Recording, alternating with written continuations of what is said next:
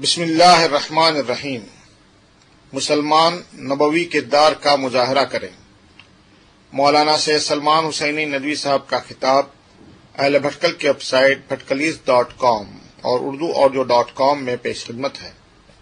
سماعت فرمائیں۔ الحمدللہ نحمده ونستعینه ونستغفره ونؤمن به ونتوکل علیہ ونعوذ باللہ من شرور انفسنا ومن سیئات اعمالنا من يهده الله فلا مضل له ومن يضلل فلا هادي له ونشهد ان لا اله الا الله وحده لا شريك له ونشهد ان سيدنا ومولانا محمدا عبده ورسوله صلی اللہ تعالی علیہ وعلى آلہ واصحابہ وازواجہ وذریاتہ واہل بیتہ وبارک وسلم تسلیما کثیرا کثیرا۔ اما بعد فاعوذ باللہ من الشیطان الرجیم۔ بسم اللہ الرحمن الرحیم۔ لقد جاءكم رسول من انفسكم عزيز عليه ما عنتم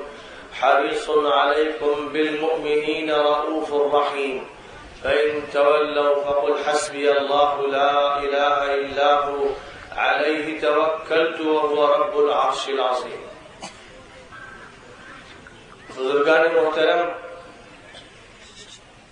میرے دینی اور ایمانی بھائیوں اور بہنوں، شہر جموں کی عیدگاہ میں انجمن اصلاح المسلمین کی طرف سے منعقد ہونے والے سیرت نبوی کے اجلاس میں یہ میری پہلی حاضری ہے۔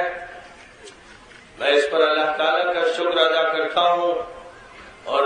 داعیان کرام کا شکریہ ادا کرتا ہوں، اور ساتھ ہی ساتھ آپ کا بھی شکریہ کہ آپ اہتمام سے تشریف لائے۔ آپ اپنی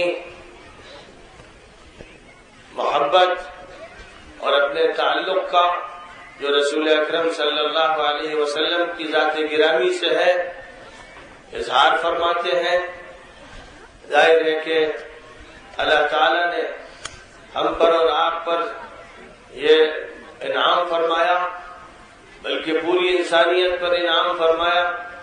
کہ سلسلہ انبیاء کے خاتم آخری رسول حضرت محمد مصطفیٰ صلی اللہ علیہ وسلم کو مبعوث فرمایا۔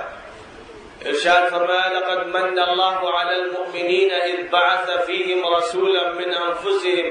یتلو علیہم آیاتہ ویزکیہم ویعلمہم الکتاب والحکمہ وإن كانوا من قبل لفی ضلال مبین۔ اللہ نے ماننے والوں پر بڑا احسان فرمایا کہ انہی میں سے ایک پیغمبر کو برپا فرما دیا جو ان کے سامنے اللہ کے کلام کو پیش کرتا ہے اور اللہ کے کلام کی آیتوں کو پڑھ پڑھ کر سناتا ہے، اور جس کا کام یہ ہے کہ وہ ان کے اخلاق سنوارتا ہے، ان کا تزکیہ فرماتا ہے اور اللہ کے نظام اور قانون کا تعارف کراتا ہے اور حکمت اور دانشمندی کی باتیں بتاتا ہے۔ اور ان سے پہلے لوگ گمراہی میں پڑے ہوئے تھے، ان کو راستہ سجائی نہیں دے رہا تھا۔ جو صورتحال 6 صدی عیسوی کی تھی، جس وقت دنیا میں ایک طرف رومن امپائر اور ایک طرف پرشین امپائر تھی، جہاں جاہلیت کے تمام مظاہرے موجود تھے، جاہلیت کی تمام علامتیں تھیں، جہاں حکام رعایا پر ظلم کر رہے تھے، جہاں غلاموں اور باندیوں کا بدترین استحصال کیا جا رہا تھا، جہاں لوگ توحید سے ناآشنا ہوتے چلے گئے تھے، جہاں شرک عام تھا، کفر عام تھا، الحاد و زندقہ تھا، شراب خوری تھی، جوا تھا اور ہر طرح کی بدکاری تھی۔ جب ایسی صورتحال تھی، نہ صرف رومن امپائر اور پرشین امپائر میں، اس وقت کے ہندوستان میں، اس وقت کے مصر میں، اس وقت کے عراق میں، اس وقت کے جزیرۃ العرب میں، ہر طرف جاہلیت دندنا رہی تھی، اور جاہلیت جو اسلام کے مقابل، ایمان کے مقابل ایک فکر کا نام ہے، ایک فلسفے کا نام ہے، ایک عمل کا نام ہے، اس کا غلبہ تھا۔ قرآن پاک کے الفاظ میں اس کو اس طرح ظاہر فرمایا گیا ظہر الفساد فی البر والبحر بما کسبت ایدی الناس لیذیقہم بعض الذی عملوا لعلہم یرجعون. خشکی میں اور تری میں کرپشن غالب آ چکا تھا اور یہ سب کچھ انسانوں کے کرتوتوں کے نتیجے میں ہوا تھا. خدا تعالیٰ یہ چاہتا تھا کہ انسانوں نے اپنے کرتوتوں سے جو مصیبتیں اپنے اوپر لادی ہیں ان کا مزہ انسانوں کو چکھا کر پھر حق کی طرف پلٹنے کی ان کو توفیق عطا فرمائے. جس وقت دنیا کا یہ حال تھا اس وقت آخری نبی کی بعثت ہوئی، ان کو بحیثیت نبی و رسول کے برپا کیا گیا، ایک انقلابی شخصیت نمودار ہوئی، ایک ایسا فرد فرید چنا گیا کہ جس کو اللہ تعالیٰ نے اپنی وحی کا مرکز اور مورد بنایا، جس پر خدا نے علوم کی بارش فرمائی، جس کو خداوند قدوس نے پوری انسانیت کی اصلاح کے لیے قبول فرمایا اور جس کو یہ کام سونپا کہ وہ انسانیت کو مخاطب کرے اور یہ کہے کہ میں اللہ کا ایک پیام تمہارے لیے لے کر آیا. اس دور کو یاد کیجئے اور اس کے بعد 21ویں صدی کی جاہلیت کا مطالعہ کیجئے. ایک 6ٹھی صدی کی جاہلیت تھی جس کے بارے میں یہ کہا گیا تھا کہ خشکی اور تری میں کرپشن غالب آ گیا، اور ایک 21ویں صدی کی جاہلیت ہے جس میں خشکی اور تری میں کرپشن غالب آیا اور فضاؤں میں بھی کرپشن غالب آ گیا. انسان ہوا پر کمندے ڈال رہا ہے، فضا کی تسخیر کر رہا ہے، ہوائی جہاز اڑا رہا ہے، راکٹ چلا رہا ہے، لیکن چونکہ کرپٹڈ انسان کے ہاتھ میں فضا بھی آ گئی ہے. پہلے اس کے ہاتھ میں زمین تھی، پھر اس کے ہاتھ میں سمندر آیا، اس نے سمندروں پر بادبانی جہاز دوڑا دیے، کشتیاں رواں دواں کر دی، تو سمندر محفوظ نہیں رہے، دریا محفوظ نہیں رہے. خشکی پہلے ہی کرپشن سے متاثر ہو چکی تھی، اب اس کے بعد فضاؤں پر بھی کمندیں ڈال دی گئیں، لہذا فضائیں بھی ظالموں سے بھر گئیں، فاسقوں سے بھر گئیں، بد عہدوں سے بھر گئیں. اب فضا میں بھی انسانیت کشی ہو رہی ہے اور زمین پر بھی انسانیت کشی ہو رہی ہے اور سمندروں میں بھی انسانیت کشی ہو رہی ہے. ایک ایسا جاہلیت کا ماحول قائم کیا گیا جس کی براہ راست کشمکش انبیائی مشن سے، پیغمبروں کے برپا کیے جانے والے نظام سے اور اللہ کے قانون سے اور اللہ کی ہدایت سے جو کشمکش برپا ہوئی ہے، اس کشمکش کے ذمہ دار، اس کشمکش کے ٹھیکیدار، اس کشمکش کے علم بردار اس وقت زمین پر بھی غالب ہیں، سمندروں پر بھی غالب ہیں اور فضاؤں میں بھی غالب ہیں. انہوں نے ان تینوں کا شکار کر لیا اور نیک اور صالح لوگوں کے لیے زمین تنگ ہوتی چلی جا رہی ہے. جو اللہ والے ہیں، جو اہل حق ہیں، جو اللہ کے قانون کو تسلیم کرتے ہیں، جو انبیاء کرام سے تعلق رکھتے ہیں، ان سے محبت کرتے ہیں، ان کی ہدایات پر عمل کرنا چاہتے ہیں، وہ انسان کے جو مصلحین، مجددین اور مبلغین سے اپنا رشتہ جوڑتے ہیں، جو صوفیوں سے محبت کرتے ہیں، جو سنتوں کو مانتے ہیں، ان کو کہ جنہوں نے ہمیشہ انسانیت کی تبلیغ کی، جنہوں نے انسانوں کو اپنے سینے سے لگایا، جنہوں نے بھٹکے ہوئے انسان کو پروردگار سے ملایا، اللہ سے رابطہ قائم کیا، وہ انسان اس دنیا میں اس وقت ایسا محسوس کر رہے ہیں کہ ایک گھٹن کا ماحول ہے، جینا مشکل ہو رہا ہے، ان کا حق آگے بڑھ نہیں پاتا کہ باطل اس کا سر توڑنے کے لیے بڑھنا شروع کر دیتا ہے. باطل انہیں شکار کرنے پہ لگا ہوا. ایک ایسی فضا 21ویں صدی کی ہے کہ ظہر الفساد فی البر والبحر کے ساتھ فی البر والبحر والجو کا اضافہ بھی اگر کر دیجئے قرآن پاک کی تفسیر کرتے ہوئے تو یہ بات بالکل حقیقت کے مطابق ہوگی کہ کرپشن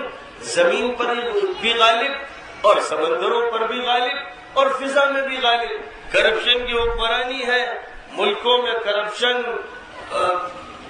ذمہ داروں میں کرپشن، عہدے داروں میں کرپشن، سپاہیوں میں کرپشن، فوجیوں میں کرپشن، عوام میں کرپشن، خواص میں کرپشن، یہاں تک کہ تعلیمی اداروں میں کرپشن، سیاست کے ایوانوں میں کرپشن. کون سی جگہ ہے جو کرپشن سے محفوظ؟ لوگوں کی نوک زبان ہے کہ اس وقت کرپشن کا غلبہ جب بھی آپس میں نجی مجلسوں میں لوگ بیٹھتے ہیں تو اس پر تبصرہ کرتے ہیں، اور جب بھی اجلاس میں لوگوں کو خطاب کرتے ہیں تو اس پر روتے ہیں، اس کا ماتم کرتے ہیں کہ صورتحال اس طرح کی ہے۔ میرے بزرگوں، جس طرح اللہ تعالیٰ نے 6 صدی عیسوی کی بگڑی ہوئی فضا کی اصلاح کے لیے آخری نبی کا انتخاب فرمایا، اور آخری نبی پر قرآن پاک کے ابتدائی بول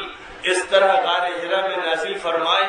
اقرأ باسم ربک الذی خلق خلق الانسان من علق اقرأ وربک الاکرم الذی علم بالقلم علم الانسان ما لم يعلم۔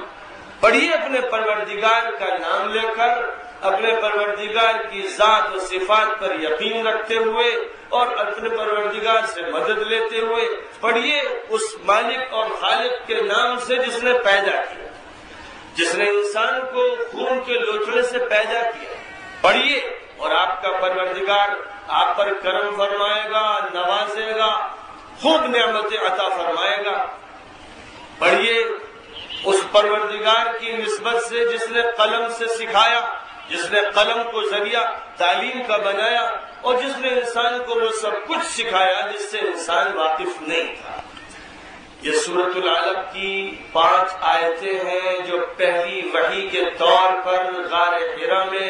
محمد ابن عبداللہ صلی اللہ علیہ وسلم پر نازل فرمائی گئیں، اور انہی آیات کے نزول سے آپ کو پیغمبر آخر الزماں بنا دیا گیا۔ یہ اعلان ہو گیا کہ اب نبی خاتم اور رسولاں آپ کو بنایا جا رہا، آپ کو وہ ذمہ داری سونپی جا رہی ہے جو کسی بھی رسول کو نہیں سونپی گئی تھی۔ جو پہلے پیغمبر آئے، نبی آئے، وہ اپنی اپنی قوموں کے لیے آئے، لیکن اب جس پیغمبر کو برپا کیا جا رہا ہے وہ انسانیت کا پیغمبر ہے، وہ ہیومینٹی اور مین کائنڈ کا پیغمبر ہے، وہ پوری دنیا کا پیغمبر ہے، وہ عالمگیر پیغمبر ہے، وہ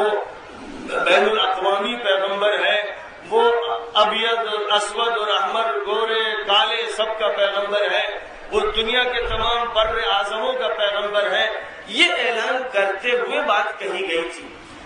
اللہ تعالیٰ نے جو پہلے بول نازل فرمائے ان میں آپ کی پیغمبری کے لیے، آپ کے مشن کے لیے جو پہلا سبق چنا گیا وہ سبق ایک تعلیمی انقلاب پر مبنی تھا۔ تعلیم سے قومیں بنتی ہیں، تعلیم سے نسلیں تیار ہوتی ہیں، تعلیم ذہنوں کو ڈھالتی ہے، تعلیم دل کو بناتی ہے، تعلیم کے سانچے میں ڈھل کر انسان ایک اچھا شہری بنتا ہے، تعلیم ہی اخلاق سکھاتی ہے، تعلیم ہی زندگی گزارنے کے آداب بتاتی ہے۔ لہذا انقلاب کی ابتدا اسکول سے ہوتی ہے، اور اس سے بھی پہلے ماں کی گود سے ہوتی ہے، باپ کی تربیت سے ہوتی ہے۔ ایک چھوٹا سا کنبہ وجود میں آتا ہے تو وہ اگر تعلیم نبوی کے ساتھ وجود میں آتا ہے تو مثالی کنبہ ہوتا ہے۔ ایک خاندان اگر اس رسی کو مضبوطی سے تھامتا ہے تو مثالی آئیڈیل اور ماڈل خاندان بنتا ہے۔ ایک سوسائٹی اور معاشرہ اگر اسی بنیاد پر تعمیر ہوتا ہے تو وہ ایک مثالی معاشرہ بن جاتا ہے، ایک مثالی سوسائٹی بن کے سامنے آتی ہے۔ لہذا اللہ تعالیٰ نے آخری پیغام کی ابتدا جن آیات کریمہ سے کی ہے، اگر ہم انہیں فراموش کر دیں اور ادھر ادھر کی باتیں کریں اور اگلے سبق پڑھنا شروع کر دیں تو ظاہر ہے کہ پھر ہماری تعلیم پختہ نہیں ہوگی، بے بنیاد کے ایک عمارت اٹھائی جا رہی ہوگی جو ہوا میں لٹکی ہوگی۔ لہذا سب سے پہلی بات جو فرمائی گئی تھی وہ یہ کہ علم کو اللہ سے جوڑ دیا جائے، علم کو اللہ سے جوڑ دیا جائے، نالج کو اور سائنس کو اللہ سے مربوط کر دیا جائے۔ سائنس چاہے، علم چاہے اس شعبے سے تعلق رکھتا ہو جو اللہ کے قوانین کی ترجمانی کرتا ہے، جو عبادات اور معاشرات اور معاملات اور الہی تمدن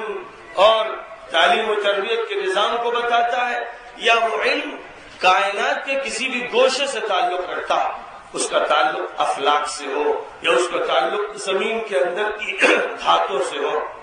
یا اس کا تعلق سمندر کی تہوں سے ہو، موجوں سے ہو، یا اس کا تعلق فضا کی لہروں سے ہو، یا اس کا تعلق جانداروں سے ہو، یا جامد چیزوں سے ہو، یا اس کا تعلق پودوں سے ہو، علم کی کوئی سی بھی شاخ ہو، علم فزکس کا ہو یا کیمسٹری ہو علم بایولوجی کا ہو یا جیولوجی کا ہو یا ایسٹرونومی کا ہو، علم کی کوئی سی بھی شاخ ہو، خدا تعالیٰ کا یہ حکم ہے کہ اس علم کی تحصیل کی جائے، لیکن اس علم کے خالق اور علم حاصل کرنے والے کے خالق اور اس کائنات کے خالق اللہ رب العالمین سے اس علم کو مربوط کر دیا جائے، اس سے جوڑ کر اس کی تحصیل کی جائے۔ یعنی کوئی اسکول اور کوئی کالج اور کوئی یونیورسٹی جس کا رابطہ ذات الہی سے نہیں ہے، جس کا تعلق انبیاء سے نہیں ہے، جس کا تعلق وحی الہی سے نہیں ہے، وہ تم بریدہ اور بے نسب کا کالج ہے، ایک یونیورسٹی ہے، ایک اسکول ہے جس کا نسب کٹا ہوا ہے۔ جیسے نعوذ باللہ کوئی ولد الحرام ہو، حرام کاری کے نتیجے میں جو اولاد ہوئی ہو، اس اولاد کی جو حیثیت ہوگی ویسے اس اسکول اور کالج اور یونیورسٹی کی حیثیت ہوگی جس کا تعلق نہ پروردگار سے ہے اور جس کا تعلق نہ پروردگار کے ترجمان اور نمائندوں اور رسولوں اور نبیوں سے۔ یعنی وحی کی بنیاد پر اگر کوئی عمارت علم کی اٹھائی نہیں جا رہی ہے تو وہ بودھی عمارت، وہ کمزور عمارت۔ آج سائنس کے عنوان سے، ٹیکنالوجی کے عنوان سے، جدید علوم کے نام سے ہم جن اداروں کی تعمیر کرتے ہیں، سچی بات یہ ہے کہ وہ فضا میں لٹکنے والے شیش محل ہیں جن کے گرنے کا ہر وقت خطرہ ہے کیونکہ ان کی بنیادیں مستحکم نہیں۔ اور آخری پیغمبر نے جو بنیاد عطا فرمائی ہے اس بنیاد کو ٹھوس بنانے کے بعد وہ اسٹوریز تعمیر نہیں کی گئی۔ بات جو فرمائی گئی جہاں سے ابتدا ہوئی، جب بھی مسئلہ سیرت کا آئے گا تو ہمیں یہ دیکھنا پڑے گا کہ سیرت کا آغاز کہاں سے ہوا۔ قبل از نبوت کا ایک دور تھا جس کے بارے میں اللہ تعالیٰ نے قرآن پاک میں فرمایا ما كنت تدري ما الكتاب ولا الإيمان ولكن جعلناه نورا نهدي به من نشاء۔ اے نبی، نبوت سے پہلے آپ کو نہیں معلوم تھا کہ کتاب کیا ہے، ایمان کیا ہے۔ ہم نے اس نبوت کو، رسالت کو، قرآن حکیم کو ایک روشنی بنا دیا ہے جس کے ذریعے ہم ہدایت دیتے ہیں اور رہنمائی کرتے ہیں۔ اسی طرح یہ فرمایا گیا تھا ما كنت تتلو من كتاب ولا تخطه بيمينك اذا لارتاب المبطلون۔ آپ پہلے نہ کسی کتاب کا مطالعہ کرتے تھے، نہ اپنے قلم سے کوئی تحریر تیار کرتے تھے۔ اگر ایسا کرتے ہوتے تو باطل پرستوں کو شک اور شبہ کا موقع ملتا۔ اللہ تعالیٰ نے ایک ایسے نبی کو برپا فرمایا جو امی تھے، الٹریٹ تھے، جن کو کسی استاذ کے سامنے زانو تلمس طے کرنے کا موقع نہیں دیا گیا۔ اللہ کو منظور یہ تھا کہ آخری نبی کا کوئی استاد نہ ہو، کوئی معلم نہ ہو، بس براہ راست اللہ ہی استاذ ہو اور اللہ ہی معلم ہو۔ لہذا حضرت محمد مصطفیٰ صلی اللہ علیہ وسلم پر کسی بھی استاذ، کسی ٹیوٹر، کسی ٹیچر، کسی معلم کا کوئی احسان نہیں۔ آپ نے جو کچھ بھی سیکھا اللہ سے سیکھا اور اس کے بعد پوری انسانیت کو سکھایا، علم عام علم عطا فرمایا، اور ابتدا بھی جو کی وہ علم کی ترغیب سے کی۔ لیکن ایک بہت بڑی بات جو اس دنیا کو یا تو دائیں رخ پہ لے جاتی ہے یا بائیں رخ پہ لے جاتی ہے، وہ یہ فیصلہ ہوتا ہے کہ جس علم کا ہم آغاز کریں گے، جس علم کو سیکھیں گے، اس کی ابتدا کریں گے، مکتب میں ہو یا اسکول میں، دارالعلوم میں ہو یا کالج میں، جامعہ میں ہو یا یونیورسٹی میں، ان دونوں کے درمیان تفریق کا جرم انگریزوں نے کیا، اور جو مسلمان ان دونوں کے درمیان تفریق کے قائل ہیں کہ مدرسے کا علم الگ اور کالج کا علم الگ اور دونوں کے درمیان کوئی رابطہ نہیں ہے، ایک علم سیکولر ہے، لادینی ہے، اور ایک علم مذہبی ہے، جو یہ تقسیم کرتے ہیں وہ انسان کو دو لخت کرتے ہیں، دو نیم کرتے ہیں، اس کے دو ٹکڑے کرتے ہیں، وہ خاندانوں کو بکھیر دینا چاہتے ہیں، وہ ہمارے سسٹم و نظام کو تہو بالا کر دینا چاہتے ہیں۔ ہمارے یہاں علم ایک وحدت ہے، علم ایک اکائی کا نام ہے۔ علم کی یہ اکائی اللہ وحدہ لا شریک لہ سے جڑی ہوئی ہے۔ علم اللہ نے دیا، علم اللہ ہی ذہن میں ڈالتا ہے۔ یورپ کا انسان ہو یا افریقہ کا، ایشیا کا انسان ہو یا آسٹریلیا کا، قطب شمالی کا انسان ہو یا قطب جنوبی کا، مسلم ہو یا ہندو، کافر ہو یا مشرک، ہر شخص کے ذہن میں علم کی جو پہلی بات آتی ہے، سوتا علم کا پھوٹتا ہے اللہ کی طرف سے۔ علم دینے والا اللہ انسانوں کے ذہنوں پر بات کھولتا ہے۔ لہذا انہی آیات کریمہ میں فرمایا گیا علم الانسان ما انسان کو وہ سب کچھ سکھایا اللہ تعالیٰ نے جس کو انسان نہیں جانتا تھا. لوہے کی صنعت ہو یا لکڑی کی صنعت ہو یا دھاتوں سے استفادہ ہو یا نباتات کا علم ہو اور پھر زمین کو سرسبز و شاداب کرنے کے طریقے ہوں. ذرا قرآن پاک کا مطالعہ فرمائیے تو یہ صاف طور پر واضح ہو جائے گا کہ خدا تعالیٰ نے اپنے نبیوں اور برگزیدہ بندوں کے ذریعے سے ان علوم کی داخل ڈالی اور انسانوں کے درمیان ان علوم کو متعارف کرایا. ذرا لوہے کی صنعت کے بارے میں قرآن پاک پڑھیے کہ اللہ تعالیٰ فرماتا ہے وَأَلَنَّا لَهُ الْحَدِيدَ أَنِ اعْمَلْ سَابِغَاتٍ وَقَدِّرْ فِي السَّرْدِ. داؤد علیہ السلام سے جو اللہ کے برگزیدہ پیغمبر تھے اللہ تعالیٰ نے ارشاد فرمایا ان کے بارے میں فرمایا گیا کہ ہم نے لوہے کو ان کے لیے نرم کر دیا اور پھر اس سے یہ کہا گیا کہ زرہیں بناؤ اور اس کی کڑیوں کو بہت مہارت کے ساتھ اچھی بناؤ. داؤد علیہ السلام لوہے کے بڑے بڑے کارخانوں کے قائم کرنے والے وہ موجد تھے جن کے ذریعے سے دنیا کے اندر لوہے کی صنعت چلی, ٹیکنالوجی لوہے کی رائج ہوئی اور اس سے مختلف چیزوں کو تیار کیا گیا. ہتھیار بھی بنائے گئے, گھر کے ساز و سامان بھی بنائے گئے. حضرت سلیمان علیہ السلام کا جہاں ذکر فرمایا گیا وہاں یہ بھی ساتھ ساتھ ذکر ہے کہ ان کو سمندر پر چلنے والی ایسی کشتیاں اور جہاز عطا کیے گئے جو 1 مہینے کی مسافت کو صرف 1 دن کی صبح میں یا رات میں طے کر لیتے تھے. غدوها شهر ورواحها شهر. فرمایا کہ ہم نے ان کو ایسے جہاز دیے تھے جن جہازوں کا یہ عالم تھا کہ جیسے فلائٹس ہیں کہ جو گھنٹوں کے اندر مہینوں کی مسافت طے کر لیتی ہیں. جن مسافتوں کو طے کرنے کے لیے انسان 1 مہینے 2 مہینے کے سفر کیا کرتا تھا, اب گھنٹوں میں انسان ان مسافتوں کو پورا کر لیتا ہے. اور میں گیا غدوها شهر ورواحها شهر. صرف دن کے وقت میں ان کے جہاز چلتے تھے تو 1 مہینے کی مسافت طے کر لیتے تھے اور صرف رات کے وقت میں جو جہاز چلتے تھے وہ 1 مہینے کی مسافت طے کر لیا کرتے تھے. یہ ٹیکنالوجی بہت قدیم تھی.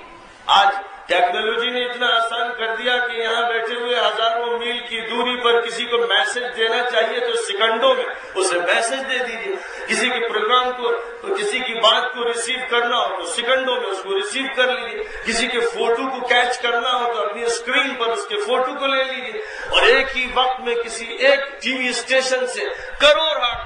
فوٹو ریلے ہو رہے ہیں اور ہر شخص اپنے سیٹ کے اسکرین پر ان فوٹوؤں کو دیکھتا چلا جا رہا. جہاں یہ صورتحال ہے وہاں سلیمان علیہ السلام کا قرآن پاک میں ذکر کرتے ہوئے فرمایا گیا کہ انہوں نے اپنی مجلس میں یہ کہا کہ ملکہ بلقیس کا تخت سلطنت یمن سے لے کر کون آئے گا. تو ایک جن نے یہ بات عرض کی کہ میں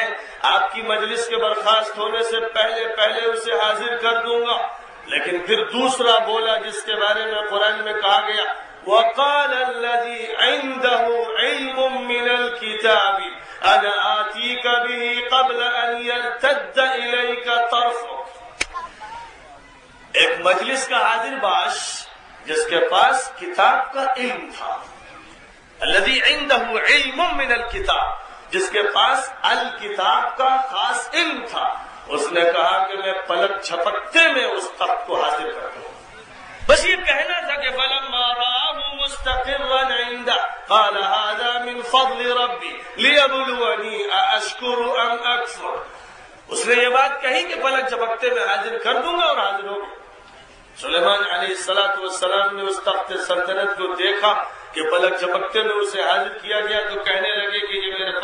پروردگار کا فضل ہے, اس کا کرم ہے, وہ میری آزمائش چاہتا ہے کہ میں شکر گزار بنوں گا یا ناشکرا بنوں. کائنات کے جتنے بھی علوم ہیں ان تمام علوم کی نشاندہی خداوند قدوس نے اپنی کتاب پاک میں فرما دی. اور جتنی چیزیں بھی دنیا میں سامنے آتی چلی جا رہی ہیں, جو ایجادات اور انکشافات ہو رہے ہیں, قرآن ان کو اللہ کی نشانی کہتا ہے. انہیں آیات کہا گیا ہے. پودوں کو قرآن میں آیت کہا گیا, درختوں کو آیت کہا گیا, ستاروں کو آیت کہا گیا. جیسے قرآن کے بول آیت ہے, آیت کے معنی نشانی. قرآن کے بول الحمدللہ رب العالمین ایک آیت, الرحمن الرحیم ایک آیت, مالک یوم الدین ایک آیت. اور ایک آیت کا مطلب یہ ہے کہ ہر آیت اپنی جگہ پر معجزہ ہے, ہر آیت اپنی جگہ پر خدا کا ایک کرشمہ ہے، کسی انسان کے بس میں نہیں، کسی فصیح و بلیغ، کسی نکتہ سن، کسی شاعر، کسی خطیب کے بس میں نہیں کہ قرآن پاک کی آیات کا مقابلہ کر سکے۔ وہ ایک معجزہ، وہ ایک کلامی معجزہ ہے جو عطا فرمایا گیا۔ جیسے اس کو آیت کہا گیا، قرآن پاک کی آیات میں پڑھیے کہ اللہ تعالیٰ نے آسمانوں اور زمینوں اور فضاؤں کے اندر جو چیزیں پیدا فرمائی ان کو بھی آیت فرمایا، ان کے بارے میں یہ کہا کہ یہ سب میری نشانیاں ہیں۔ لہذا ظاہر ہے کہ جب یہ اللہ کی نشانیاں ہیں تو ان کا مطالعہ کرنا، ان کو سمجھنا، ان کو پڑھنا، ان کو پڑھانا، ان کے ذریعے سے ذہنوں کو منور کرنا اور دلوں کے اندر علم کی خشیت کو پیدا کرنا کیا غیر اسلامی ہو سکتا ہے؟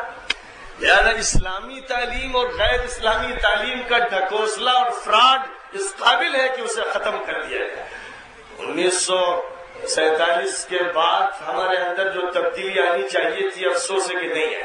1857 میں انگریزوں نے قلعہ معلیٰ پر اپنا جھنڈا لہرایا اور 90 سال اس ملک پر وہ حکومت کی، اور اس دوران انہوں نے جیسا کہ ابھی آپ سن رہے تھے ڈیوائڈ اینڈ رول پر عمل کیا، لیکن اگر وہ صرف سینوں کو، دلوں کو اور دھڑوں کو ایک دوسرے سے جدا کرتے تو شاید یہ دھڑ پھر مل جاتے۔ انہوں نے فکر کو توڑ دیا، انہوں نے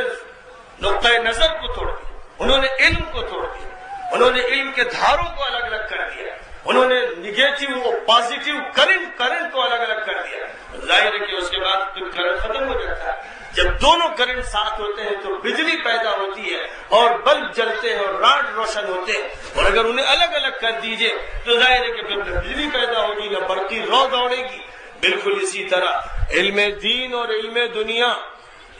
علم شریعت اور علم کائنات، ان دونوں کو باہم دیگر ملنا چاہیے۔ جب یہ دونوں ایک دوسرے سے مربوط ہو جائیں گے تو کبھی بھی سائنس میں اور دین میں کوئی ٹکراؤ نہیں ہوگا، کوئی کلیش نہیں ہوگا۔ لہذا 1300 سال کی تاریخ اسلام میں کبھی سائنس اور ٹیکنالوجی اور مذہب اور عقیدے کے درمیان کوئی کلیش نہیں۔ یورپ میں کلیش ہوا جس کے نتیجے میں پروٹسٹنٹ تحریک وجود میں آئی اور کیتھولک اور پروٹسٹنٹ کے درمیان دیواریں کھڑی ہو گئی اور پاپائیت کا انکار کیا گیا اور کلیسا کی اہمیت کو تسلیم نہیں کیا گیا، اور یہ مانا گیا کہ بائبل کی ایک نئی تشریح پیش کی جائے گی۔ لیکن مجھے بتائیے، جس نے بھی اسلامی تاریخ کا مطالعہ کیا ہو، کبھی اسلامی تاریخ میں بھی کوئی ایسا واقعہ پیش آیا؟ اسلامی تاریخ میں سائنسدانوں کو سینے سے لگایا گیا، ان کو اعلیٰ ترین عہدوں پر بٹھایا گیا، ان کو بڑی بڑی جامعات دی گئی، اور ایک ہی طرح کے تعلیمی ادارے سے متکلم، مفسر، محدث، فقیہ، مفتی، قاضی، سائنٹسٹ، ڈاکٹر، انجینئر، فلکیات کا ماہر، سب کو پیدا کیا۔ زندگی میں جتنے لوگوں کی ضرورت ہے، جس طرح کے لوگوں کی ضرورت ہے،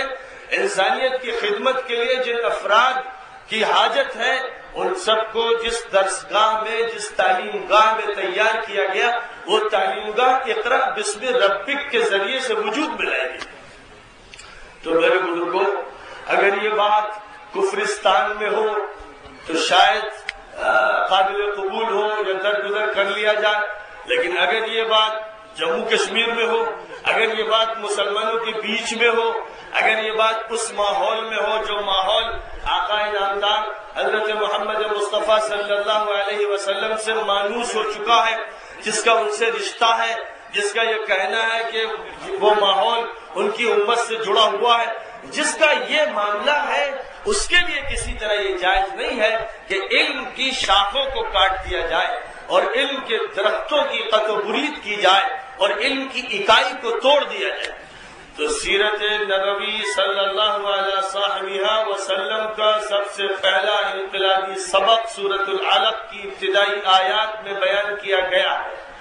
اور وہ آیات ہر بچے کو، ہر بچی کو، ہر بوڑھے کو، ہر جوان کو یاد کر لینی چاہیے، کیونکہ یہ پہلا سبق ہے۔ اسی سبق سے اسکول بھی فروغ پائے گا اور مدرسہ بھی، اور اسی سبق کی بنیاد پر وہ یونیورسٹی وجود میں آئے گی جس کی دنیا محتاج ہے، صرف کوئی شہر یا کوئی علاقہ نہیں۔ وہ بنیاد یہ ہے، اقرأ بسم ربک الذی خلق، پڑھو اپنے پروردگار کے نام سے جس نے پیدا کیا۔ خلق الانسان من علق، جس نے انسان کو خون کے لوتھڑے سے پیدا کیا. اقرأ وربک الاکرم، پڑھو تمہارا پروردگار خوبی نوازنے والا اور کرم فرمانے والا. الذی علم بالقلم، جس نے قلم کے ذریعے سکھایا. علم الانسان ما لم یعلم، اور انسان کو وہ سب کچھ سکھایا جس سے انسان واقف نہیں تھا. میرے بزرگوں، علوم کی جتنی شاخیں ہیں ان شاخوں کو سب سے پہلے اللہ کی بندگی سے مربوط کر دینا، اللہ کی اطاعت اور اللہ کی فرما برداری سے. جب علم کا تعلق قائم ہو جائے گا تو ہر متعلم، ہر طالب علم، ہر اسٹوڈنٹ جو کسی بھی چھوٹے سے چھوٹے پرائمری اسکول میں ہوگا، اس بچے کا جو ذہن تیار ہوگا وہ ذہن ایسا ہوگا کہ جس میں پوری انسانیت اس کے سامنے ایک ایسے میدان کے طور پر ہوگی جس کی خدمت کے لیے وہ بے چین ہوگا. اللہ تعالیٰ نے آخری نبی صلی اللہ علیہ وسلم کو جو عظیم الشان لقب عنایت فرمایا، ذرا اس کے الفاظ کا انداز کی دیکھیے. وَمَا أَرْسَلْنَاكَ إِلَّا رَحْمَةً لِلْعَالَمِينَ، ہم نے آپ کو تمام جہانوں کے لیے سرتا پر رحمت بنا کر بھیجا. جو نبی سرتا پر رحمت بنائے گئے،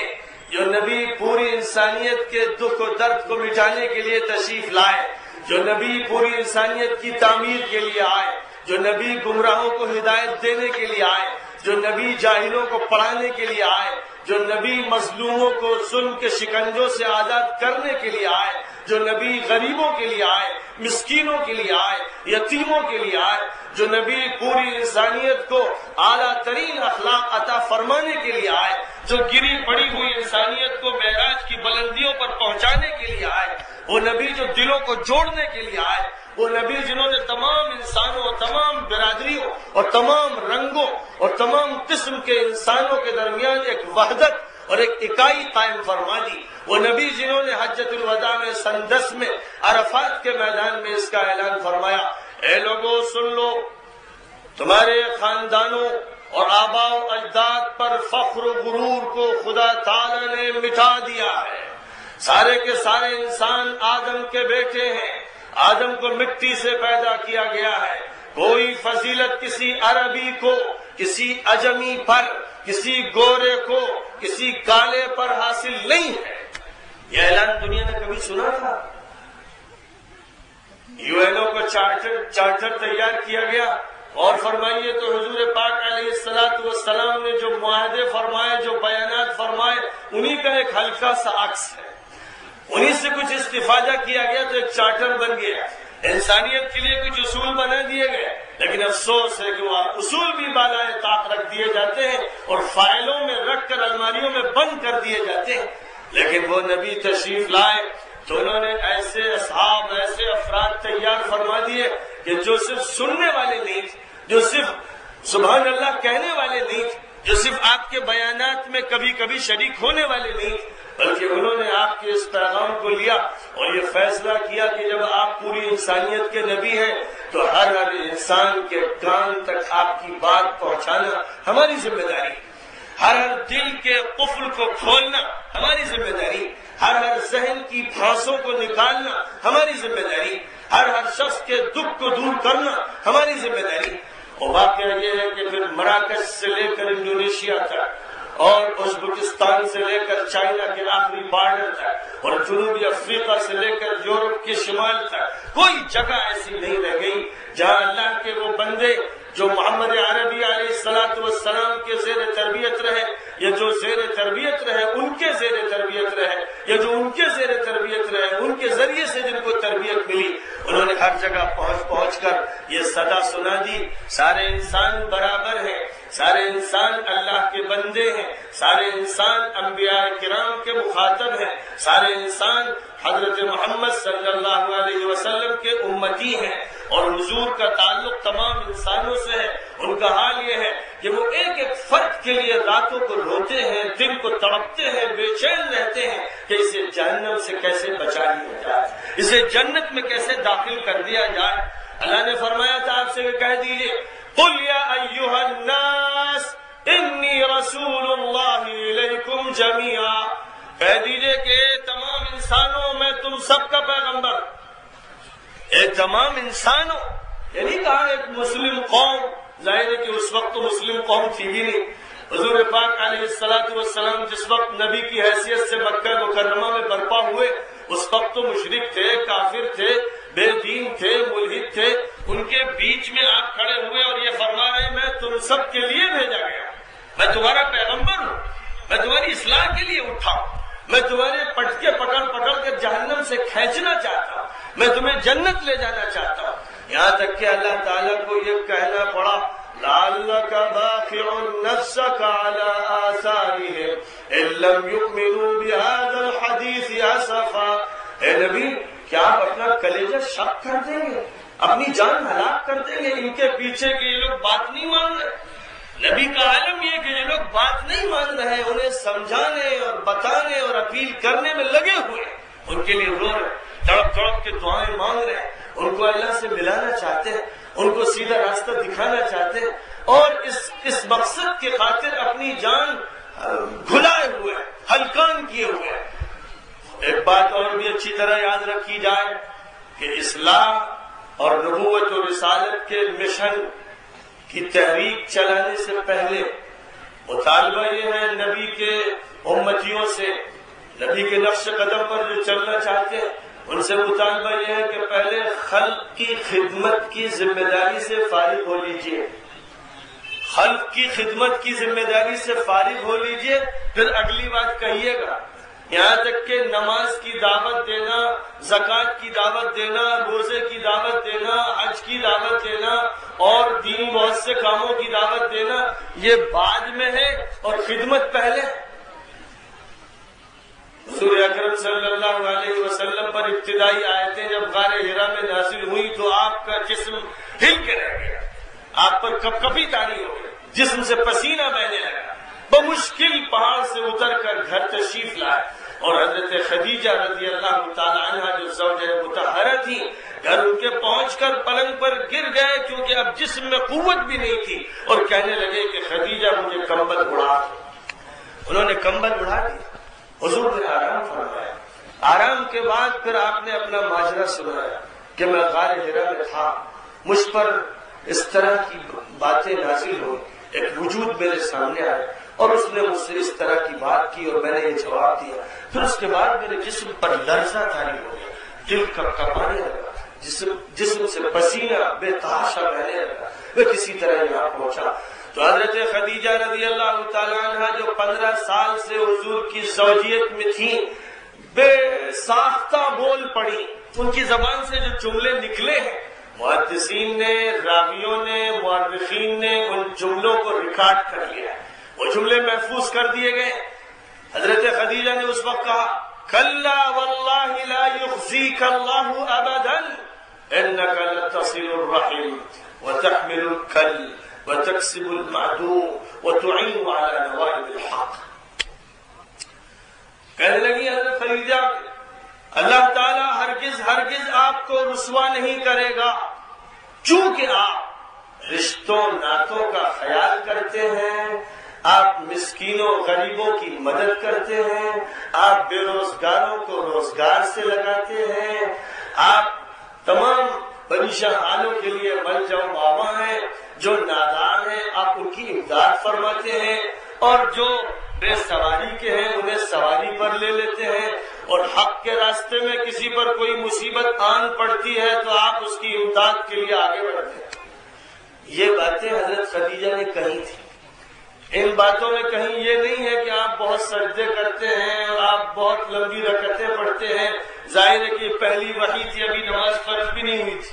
ابھی روزہ فرض بھی نہیں ہوا تھا، ابھی شریعت کے قوانین اور احکام نہیں آئے تھے. لیکن نبی کی پہچان جس کے ذریعے سے مکہ مکرمہ کا بچہ انہیں جانتا تھا اور کہتا تھا یہ امین ہے، یہ صادق ہے، پورے مکے کے وہ محبوب تھے اور محبوب خدمت خلق کی بنیاد پر تھے. ان کا کام یہ تھا کہ یتیموں کا خیال رکھے، ان کا کام یہ تھا کہ بیواؤں کی مدد کرے، ان کا کام یہ تھا کہ بے روزگاروں کو روزگار سے لگائیں، ان کا کام یہ تھا کہ جو بھی غریب و مسکین ہو اس کی امداد کر دیں. یہی مشن، یہی کام، صبح و شام کی یہی دن. یہ ہے نبوت کا راستہ، یہ ہے رسالت کی تمہید، یہ ہے وہ طریقہ جو اللہ کو پسند ہے. اور کیوں نہ پسند ہو، اللہ تعالیٰ نے یہ بات ارشاد فرمائی حدیث قدسی کا مضمون ہے جس کو نبی پاک علیہ الصلوۃ والسلام نے اپنے الفاظ میں بیان فرمایا ہے، الراحمون یرحمهم الرحمن ارحموا من فی الارض یرحمکم من فی السماء۔ جو لوگ رحم کرتے ہیں اللہ ان پر رحم کرتا ہے، اے انسانوں زمین والوں پر رحم کرو، آسمان والا تم پر رحم کرے گا۔ بات یہ فرمائی گئی۔ ایک حدیث میں فرمایا رسول اکرم صلی اللہ علیہ وسلم نے، الخلق عیال اللہ واحب الخلق الى اللہ اکثرهم احسانا الى عیالی، او کما قال علیہ الصلاۃ والسلام۔ فرمایا ساری مخلوق اللہ کا کنبہ ہے، ساری مخلوق، مسلمان، ہندو، سکھ، عیسائی، یہودی، بدھسٹ، جتنے بھی اہل مذہب ہیں، جتنے بھی انسان دھرتی پہ بستے ہیں، ان کے بارے میں فرمایا جا رہا ہے ساری مخلوق اللہ کا کنبہ ہے، اور اللہ کو سب سے زیادہ وہ انسان محبوب ہے جو اللہ کے کنبے کے کسی فرد کے ساتھ اچھا سلوک کرے، اچھا سلوک کرے، وہ اللہ کو سب سے زیادہ محبوب ہے۔ اسی طرح فرمایا، انا وکافل الیتیم کہاتین فی الجنہ، میں اور یتیم کی کفالت کرنے والا جنت میں اس طرح ہوں گے جیسے یہ دو انگلیاں۔ جس نبی کی اتنی زبردست تعلیمات، جس نبی نے فرمایا کسی مریض کو دیکھنے کے لیے اگر تم اس کے گھر جاتے ہو یا اسپتال جاتے ہو جہاں بھی مریض موجود ہے، تو جتنی دیر تک اس کے پاس بیٹھے رہتے ہو تم جنت کے پھل کھاتے رہتے ہو۔ اس نبی نے یہ تلقین فرمائی، اور ابن عباس رضی اللہ تعالی عنہما نے اس پر عمل کرتے ہوئے دکھایا کہ ایک مسلمان کسی مصیبت میں مبتلا تھا یا اسے کسی ضرورت کا سامنا تھا اور وہ اعتکاف میں تھے، تو اپنا اعتکاف مسجد کا توڑ دیا اور اس کی مدد کے لیے چلے گئے، اور جب ان سے پوچھا گیا کہ آپ نے اعتکاف توڑ دیا ایک آدمی کی مدد کے لیے یا کسی جنازے میں شرکت کے لیے، تو انہوں نے فرمایا کسی کے جنازے میں شرکت یا کسی مریض کی عیادت یا کسی انسان کی امداد اس اعتکاف سے لاکھوں درجے افضل ہے۔ خدمت خلق کا جو اصول حضور پاک علیہ الصلوۃ والسلام نے دیا، اگر خدمت خلق کو بنیاد بنا کر وہ لوگ جو اپنے کو مسلمان کہتے ہیں اور نسبت حضور کی طرف کرتے ہیں اور بقرعید میں گوشت کھا کھا کے اپنے اسلام کی گواہی دیتے ہیں اور عید میں سویاں کھا لیتے ہیں اور بچہ ہوتا ہے تو ختنہ کر دیتے ہیں اور عقیقہ کروا لیتے ہیں، وہ سمجھتے ہیں بس ان چند رسموں سے وہ مسلم ہو گئے، وہ بھول جاتے ہیں کہ اللہ تعالیٰ نے قرآن پاک میں یوں فرمایا، یا ایھا الذین آمنوا ادخلوا فی السلم کافہ، اے ایمان والو اسلام میں مکمل طریقے پر داخل ہو۔ یہ ادھورا اسلام، یہ نمائشی اسلام، یہ مظاہروں کا اسلام، یہ روایتی اسلام، یہ موروثی اسلام، یہ وقتی اسلام، یہ کہیں کہیں کا جزیاتی اسلام اللہ کو پسند نہیں۔ مکمل مسلمان بنو، اور مکمل مسلمان وہ ہے جو اپنے کو اپنے اللہ کے حوالے کرے، جو اپنے کو اپنے اللہ کے حوالے کر دے، اللہ کی مرضیات پر چلے، وہ مسلمان۔ اس لیے کہ مسلم کے معنی ہوتے ہیں سرنڈر کرنے والے، اطاعت کرنے والے، فرما برداری کرنے والے۔ جو سرکش ہو، جو باغی ہو، جو خائن ہو، جو ظالم ہو، جو ستمگر ہو، وہ مسلمان تھا۔ مسلمان کو تو یہ حکم ہے، قل ان صلاتی ونسکی ومحیای ومماتی للہ رب العالمین لا شریک لہ وبذلک امرت وانا اول المسلمین۔ فرمایا کہہ دو کہ میری نماز اور میری قربانی اور میری زندگی اور میری موت صرف اللہ کے لیے جو سارے جانوں کا پالنہار ہے، مجھے اسی بات کا حکم دیا گیا اور میں اس کی اطاعت کرنے والا اور اس کو ماننے والا ہوں۔ اگر اس بنیاد پر مسلمان کام کر رہے ہوتے تو یہ دنیا اندھیرے میں اور ظلمتوں میں کیوں بھٹکتی پھرتی؟ آج دنیا کی شکایت ہماری زبانوں پر ہے، شکایت کا مداوع نہیں۔ آج درد کا تذکرہ ہے، درد کی دوا نہیں۔ آج زخم کا تذکرہ ہے اور رونا ہے، لیکن زخم کا مرہم نہیں۔ آج مصیبتوں کے چرچے ہیں، لیکن ان کو دور کرنے کے لیے کوشش اور محنت نہیں۔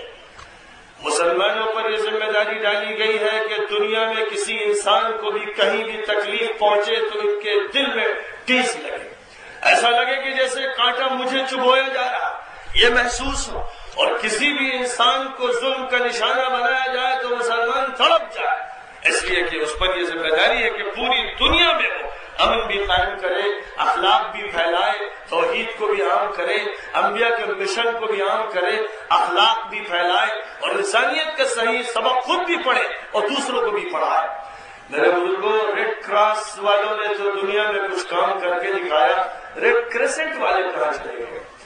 جس نبی نے اتنی زبردست تعلیمات دی ہوں اور خدمت انسانیت کے ایسے ذرعی اصول عطا فرمائے ہوں اور اتنی خوبصورت تعلیمات عطا فرمائی ہوں اور خود کر کے دکھا دیا ہو، صرف ان کے ساتھ نہیں جو ان کے حلقے میں آ گئے، بلکہ ان کے ساتھ بھی جو دشمن تھے، حضور نے کیسی محبت کا ثبوت دیا، کیسے بلند اخلاق کا ثبوت دیا سیرت نبوی میں، اس کا ریکارڈ بہت تفصیلی ہے، ایک آدھ واقعہ نہیں ہے، پوری زندگی اسی سے عبارت ہے۔ جس نبی کی زندگی اس سے عبارت، جس نے ایسے ہی اصحاب تیار کیے، جس کی ذریت اور آل اسی طرح اسی کردار کی نمائندہ بنی، آج کیا ہو گیا؟ اور آج ہی نہیں، ایک طویل عرصے سے یہ صورتحال ہے کہ جب اس طرح کے مسائل آتے ہیں تو مسلمان سمٹ کے بیٹھ جاتے ہیں، جنہیں پوری انسانیت کی خدمت کرنا چاہیے تھی اور خدمت کر کے دل جیتنے چاہیے۔ کوئی بستی، کوئی گاؤں، کوئی علاقہ ایسا باقی نہ رہ جاتا جہاں مسلمان اصحاب ثروت اور خوشحال پہنچ کر ان کی زندگی کو خوشحال نہ بنانے کا عہد کیے ہوئے ہوتے، جو اس کوشش میں نہ لگے ہوتے کہ کوئی انسان بھی دکھی نہ رہ جائے۔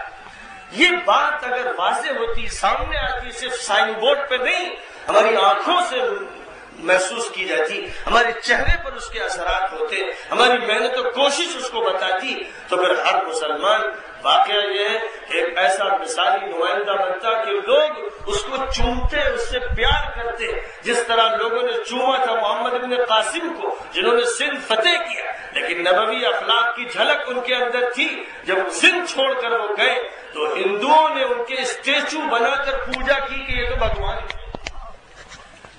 فاتح کے ساتھ یہ کردار رہا، اس لیے کہ دل پہلے جیتے گئے ہمیشہ۔ مسلمان جس علاقے میں گئے وہاں کے دل جیتے، جس کا نتیجہ یہ ہوا ایجپٹ قبطی تھا، براکش، الجزائر، تیونس، لیبیا کے علاقے بربری خاندانوں کے تھے۔ آج براکش سے لے کر مصر تک سب عرب پہچانے جاتے ہیں۔ 90%، 99% آبادی ان لوگوں کی ہے جو امت محمد میں شمار ہوتے ہیں۔ ایسا کس طرح ہوا؟ وجہ اس کی یہی تھی کہ جو صحابہ رسول ان علاقوں میں گئے، ان کی زندگی کے نمونے دیکھ کر، ان کے اخلاق دیکھ کر لوگ اسلام کے گرویدہ بن گئے، کھنچتے چلے آئے۔ آج کیا بات ہے کہ انگریزوں نے ڈیوائڈ اینڈ رول کا جو طریقہ کار اختیار کیا تھا، ان کو ہم نے دھکے دے کر باہر نکال دیا، لیکن ان کی پالیسی کو زندہ رکھنے کے لیے ہم نے اپنے درمیان وہ حکمت عملی اپنائی یا وہ طریقہ اختیار کیا جس سے ان کی وہ پالیسی دوام اختیار کر گئی۔ کتنے فسادات ہندوستان میں ہوئے، کتنی لڑائیاں کشمیر میں ہوتی رہی، کتنے لوگ اس دنیا سے ظلم کے ذریعے منتقل کیے گئے، یہ سب کیوں؟ اس میں پہلی ذمہ داری مسلمانوں کی ہوتی ہے، یعنی مسلمان اگر نبوی کردار کا مظاہرہ کر رہے ہوتے تو غیر مسلم اسلام کے قدموں میں لوٹ رہے ہوتے، اسلام کو سینے سے لگا رہے ہوتے، اس سے محبت کرنے پہ مجبور ہوتے، کیونکہ جہاں تک تعلق ہے انسانی فطرت کا اور اس کی نیچر کا، ہمیشہ صدائے حق کو فطرت سنتی ہے۔ صدائے حق اور فطرت، یا حق اور فطرت، نبوت اور فطرت، اسلام اور فطرت، دونوں ایک دوسرے کے ساتھ ہم آہنگ ہیں۔ اللہ نے فطرت کو اسلام کے تابع بنایا۔ ارشاد، فطرت اللہ التي فطر الناس عليها لا تبدیل لخلق اللہ ذلك الدین القیم۔ اللہ کی بنائی ہوئی وہ نیچر، وہ فطرت جس کے مطابق اللہ نے انسانوں کو پیدا فرمایا ہے،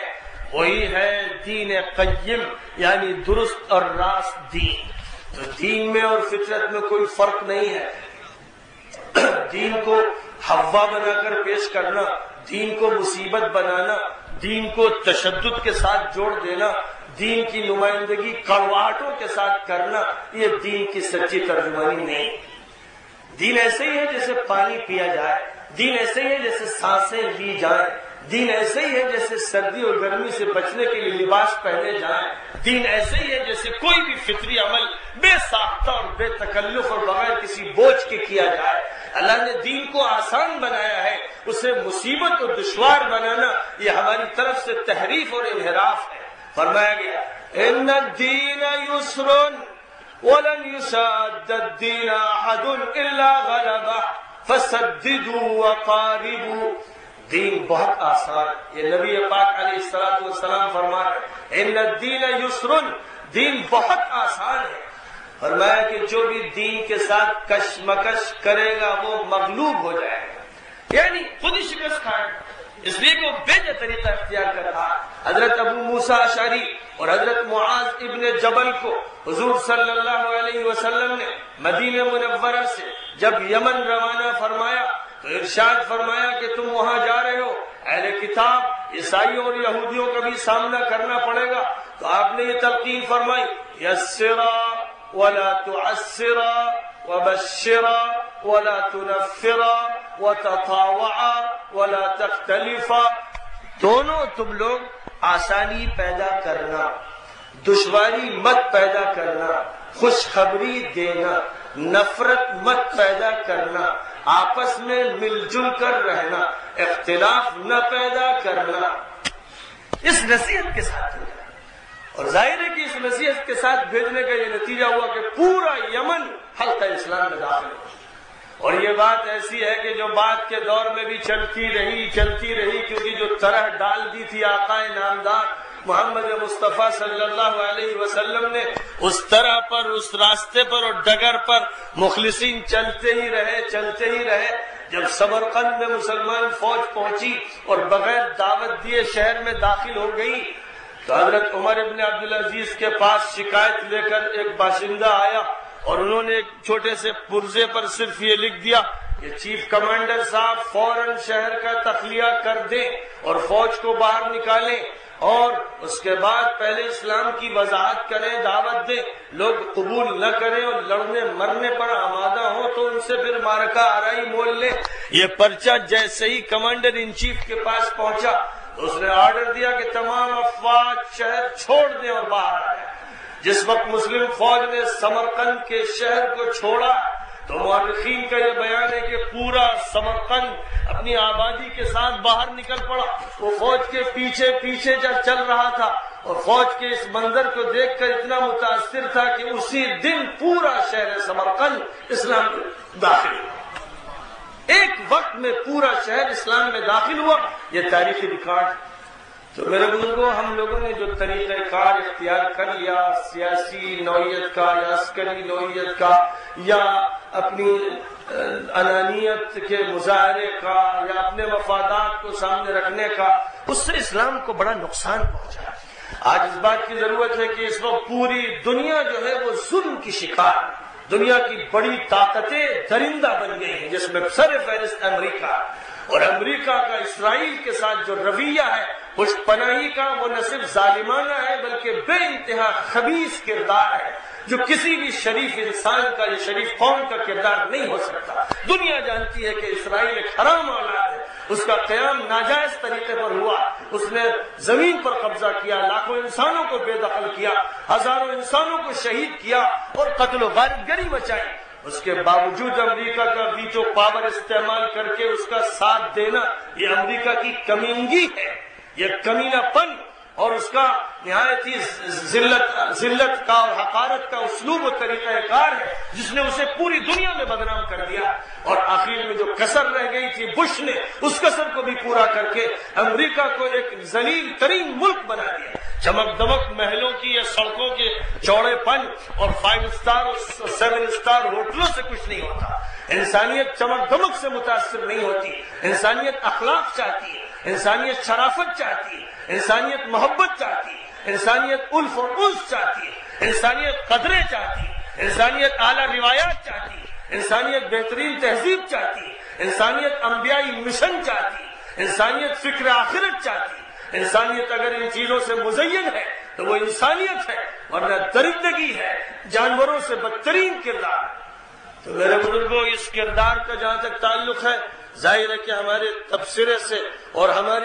ہمارے رد عمل سے یہ ختم ہونے والا کردار نہیں. اس کے لیے ہمیں نبی پاک حضرت محمد مصطفیٰ صلی اللہ علیہ وسلم کا دامن دوبارہ پوری محبت کے ساتھ تھامنا پڑے گا. دوبارہ یہ فیصلہ کیجئے کہ ہم فدا کاران نبی ہیں. تو دوبارہ فیصلہ کیجئے کہ ہم شہدائیان محمد ہیں، دوبارہ فیصلہ کیجئے کہ محمد عربی علیہ السلام کی جوتیوں کی خاک کو اپنی آنکھوں میں لگائیں گے، دوبارہ فیصلہ کیجئے کہ ایک ایک سنت کو اپنے دل میں سجائیں گے، دوبارہ فیصلہ کیجئے کہ نظام نبوی کو قبول کریں گے اور اس پر چل کر پوری انسانیت کو فلاح اور سعادت کے راستے پہ ڈالیں گے، اور بغیر مذہب کی تفریق کے، اور بغیر فرقے کی تفریق کے، اور بغیر رنگ و نسل کی تفریق کے، اور بغیر اونچ نیچ کے، اور بغیر بھید بھاؤ کے، اور بغیر ذات پات کے، اور بغیر لسانی تفریق کے، اور بغیر علاقائی تفریق کے پوری انسانیت کو ایک خاندان مانیں گے اور پوری انسانیت کے سامنے ہدایت نبوی پیش کریں گے۔ اے لوگو، آؤ ہدایت محمدی قبول کر لو، اے لوگو خدا کی ربوبیت کو مان لو، اس کی الوہیت کو تسلیم کر لو، سناتن دھرم والو، اور اے یہودیوں جو توحید کا یہ ذکر بائبل میں کرتے ہو، اور اے عیسائیوں جو کہتے ہو کہ تثلیث میں توحید اور توحید میں تثلیث، اے تمام انسانوں سب کے سب اللہ کی طرف رجوع کرو، اور قرآن کے الفاظ میں تعالوا الى كلمة سواء بيننا وبينكم الا نعبد الا الله الا نعبد الا الله، یہ طے کر لو، آؤ سب لوگ طے کریں کہ صرف اللہ کی بندگی کریں گے، اس کی الوہیت کو، اس کی ربوبیت کو، اس کے اسماء حسنہ کو، اس کی صفات علیہ کو تسلیم کر کے پھر انبیاء کو، موسیٰ کو ہم مانتے ہیں، عیسیٰ کو ہم مانتے ہیں، جان کو، یحییٰ کو ہم مانتے ہیں، تمام آنے والے نبیوں کو مان کر آخری نبی کو تسلیم کر کے ہم سلسلہ انبیاء کی تکمیل کرتے ہیں، اور اس تکمیل کے بعد پھر پوری انسانیت کو دعوت دیتے ہیں، اے انسانوں آؤ پھر انسانیت کی طرف، اے انسانوں آؤ ہم سب مل کر پوری دنیا کو ایک محبت والا خاندان بنا دیں، آؤ تمام لوگوں پھر سے شریفانہ قدروں کو زندہ کرو، آؤ پھر سے تعلیم کو اس بنیاد پر قائم کرے جو بنیاد آقا نامدار نے قرآن کے الفاظ میں عطا فرمائی تھی، آؤ اللہ کے قانون کی طرف رجوع کرے، اس کے لیے دل کھولتے چلے جائیے، اس کے لیے ذہنوں کو اپیل کرتے چلے جائیے، اس کے لیے بے تکلف سب کو دعوت دیتے جائیے، یہ دعوت آج نہیں تو کل قبول کی جائے گی۔ جس وقت 9/11 ہوا تھا اسی کے ایک سال کے اندر ہی اندر میرا امریکہ جانا ہوا ایک بڑے وفد میں، تو بہت سے ذمہ داروں کی زبانی اسی وقت یہ بات میں نے سنی تھی، واشنگٹن کا جو انسٹیٹیوٹ ہے اسلامک انسٹیٹیوٹ، اس کے ذمہ دار کا بھی یہ کہنا تھا کہ کبھی ایسا نہیں ہوا کہ اس کثرت سے اسلام کے بارے میں لوگ سوال کرنے آئے ہوں، اور کبھی ایسا نہیں ہوا کہ بک اسٹالوں سے قرآن پاک کے نسخے اس قدر لیے گئے ہوں۔ ان کا کہنا تھا کہ 35,000 افراد اب تک مسلمان ہو چکے ہیں۔ ڈنمارک میں حضور پاک علیہ السلام کے کارٹون بنائے گئے اور حضور کی سیرت کو داغدار کرنے کی کوشش کی گئی، اس کے بعد سینکڑوں ہزاروں افراد ڈنمارک میں مسلمان ہو چکے ہیں، ریکارڈڈ ہے۔ یورپ کا کوئی ملک ایسا نہیں ہے جہاں اسلام کی طرف رجوع نہ ہو رہا ہو۔ کئی سالوں پہلے کی رپورٹ ہے کہ صرف برطانیہ میں 20,000 عورتوں نے اسلام قبول کیا تھا، اب ان کی تعداد 30-20 ہزار ہو چکی ہے۔ ذرا غور فرمائیے کہ جہاں اعتراض ہوتا ہے عورت کے پردے پر، وہاں برطانیہ کی عورتیں اپنی تہذیب کے علمبرداروں کے منہ پر تماچا لگاتی ہیں کہ بے حیاؤ، بے شرمو، تم نے اس کو کال گرل بنایا، تم نے اس کو گرل فرینڈ بنایا، تم نے اس کو سیکریٹری بنایا، تم نے پینٹ پتلون پہنی، اس کے پائجامے کو اتروایا، اس کے کپڑے کو چھوٹا کیا۔ آخر یہ کون سا ظلم ہے؟ یہ جینڈر ڈسکریمنیشن کیسا ہے؟ اگر تم برابر کہتے ہو تو جو تم پہنتے ہو تمہاری بیوی کیوں نہیں پہنتی، تمہاری لڑکی کیوں نہیں پہنتی، تم اسے کیوں ننگا کرتے ہو؟ ان عورتوں نے اس تہذیب کے ننگے پن اور لچے پن کو دکھا دیا، اور برقعے پہن کر انہوں نے سفر کیے اور بڑی بڑی تقریریں کی، اور تہذیب حاضر کو بتایا کہ یہ صرف جھوٹے نگوں کی ملمہ کاری ہے، اس تہذیب حاضر کی ملمہ کاری سے اہل حق متاثر ہونے والے نہیں۔ لہذا اہل حق کا کام یہ ہے کہ حق کی دعوت کو پوری قوت کے ساتھ لے کر آگے بڑھیں۔ جو رسول ہمیں دیے گئے ہیں ظاہر ہے کہ وہ رسول سب کے ہیں، صرف ہمارے نہیں ہیں۔ ہم ان کو اپنے گھر میں یا اپنے مدرسوں میں یا مسجدوں میں باندھ کے کیسے رکھ سکتے ہیں؟ جن کو گرجاؤں میں بھی بتانا ہے، جن کو کلیساؤں میں بھی کہنا ہے، جن کو سینیگاگ میں بھی اپنی بات پہنچانی ہے، جن کو ایوان و پارلیمنٹ میں بھی اپنی صدا لگانی ہے، ہم اس کو صرف محدود کر لیں اپنی چھوٹی سی مسجد میں۔ پھر ابھی آپ بات سن رہے تھے کہ بریلویت میں یا دیوبندیت میں یا شیعیت میں یا سنیت میں یہ فرقے کس نے پیدا کیے؟ کون ہے ان فرقوں کا بانی؟ قرآن پاک کہتا ہوا سماکم المسلمین، ہوا سماکم المسلمین من قبل وفی ھذا لِيَكُونَ الرَّسُولُ شَهِيدًا عَلَيْكُمْ وَتَكُونُوا شُهَدَاءَ عَلَى النَّاسِ۔ اللہ نے تمہارا نام مسلم رکھا، کہیں قرآن میں کسی حدیث میں ذرا دکھا دیجئے کوئی اور لفظ استعمال کیا گیا ہو جو ہم لوگوں نے استعمال کر لیے ہیں۔ یہ سب شاخسانے ہیں تفریق کے، یہ شیطانوں کے وسوسے ہیں۔ اپنے کو کہیے ہم مسلم ہیں، کہیے ہم مومن ہیں، اور ہم سب ایک ہیں، کیونکہ اللہ کا حکم یہ ہے کہ ایک بن کے رہو۔ وَاعْتَصِمُوا بِحَبْلِ اللَّهِ جَمِيعًا وَلَا تَفَرَّقُوا، اللہ کی رسی کو مضبوطی سے تھام لو، فرقوں میں مت بٹو، فرقوں میں مت بٹو۔ خدا یہ فرما رہا تو فرقہ واریت کیسے پیدا ہو گئی؟ ہم تو اس فرقہ واریت کے قائل نہیں جو ہندو مسلم فرقہ واریت، ہم تو انہیں بھی اپنے خاندان کا فرد سمجھتے ہیں، آدم کا بیٹا سمجھتے ہیں، اللہ کا بندہ سمجھتے ہیں، رسول کا مخاطب سمجھتے ہیں۔ ابھی وہ ناواقف ہیں، انہیں واقف کرانا چاہتے ہیں، ابھی وہ جاہل ہیں، انہیں پڑھانا چاہتے ہیں، ابھی وہ مشرک ہیں، انہیں موحد بنانا چاہتے ہیں، اور یہ سب کچھ محبت میں چاہتے ہیں، الفت میں چاہتے ہیں، ان کی فلاح و بہبود کے لیے چاہتے ہیں۔